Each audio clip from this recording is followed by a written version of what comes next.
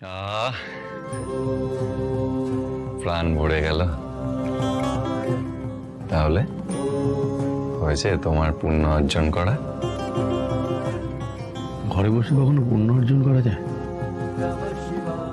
কাশী বিশ্বনাথের মন্দিরেই তো যাওয়া হলো না। মানে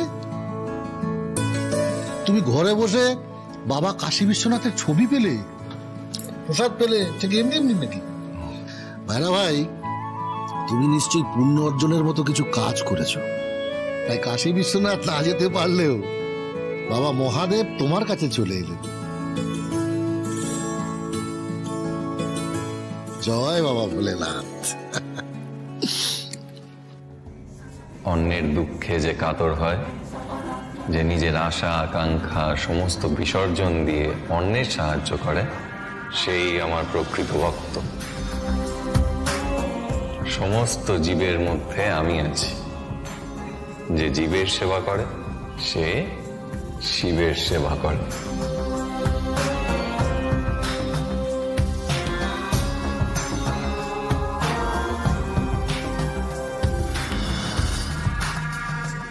আর তাতেই তার পুণ্য।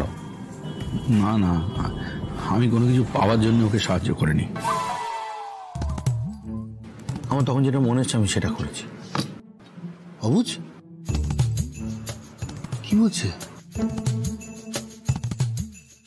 প্রত্যেক মানুষের মধ্যে না একটা স্বপ্ন থাকে, সেটা যদি এক সেকেন্ডে নষ্ট হয়ে যায়। আমার আজানকে থেকে খুব কষ্ট হয়েছিল, তাই আমি টাকাটা দিয়েছি। আমি জানি ভগবান,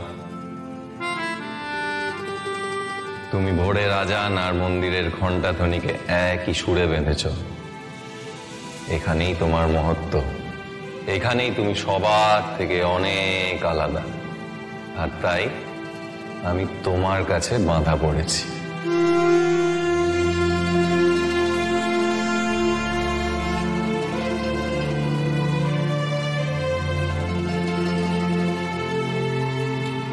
আমার যদি সাধ্য থাকতো তোমাকে আমি সারা জীবন বেঁধে রাখতাম।